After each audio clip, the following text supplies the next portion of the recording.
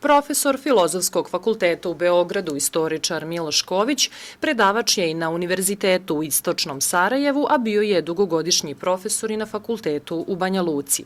On je u intervjuu za produkciju Centar napravio paralelu između studenata na Beogradskom univerzitetu i onih iz Bosne i Hercegovine. Podjednako su dobri. Ne volje samo u tome što je tamo njima manje toga dostupno.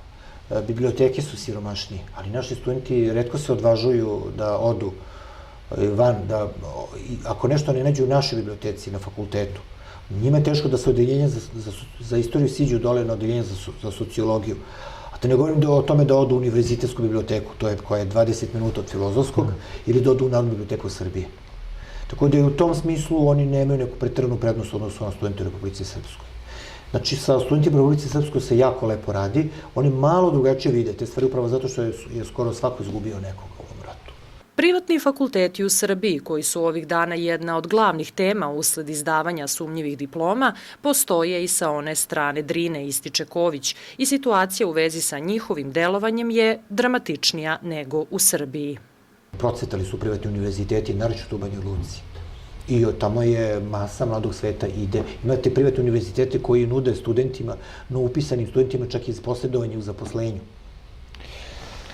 Znači, kao i ovde, tako i manje više. Ta stvar je dramatičnija tamo zato što je iseljavanje dramatičnije. Podrinje se ubrzano prazni. Iseljavanje iz Republike Srpske ima razmere demografske katastrofe. Gore nego u Srbiji, pogotovo u Podrinju.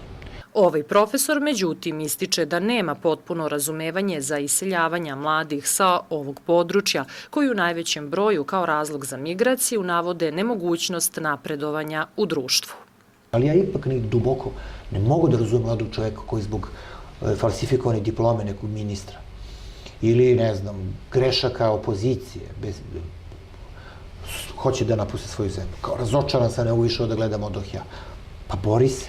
Kaže, nećemo da se bavimo politikom. Nećemo da ulazimo u stranke. Pa politika se bavi vama. Kao politika. I onda misle da im je dovoljno da lajkuju i dislajkuju na Facebooku. Mladi iz Republike Srpske iseljavaju se u Srbiju, a zatim, poput većine iseljenika iz Srbije, takođe odlaze i u Sloveniju, Nemačku i Austriju, kao i u skandinavske zemlje, svedoči Ković.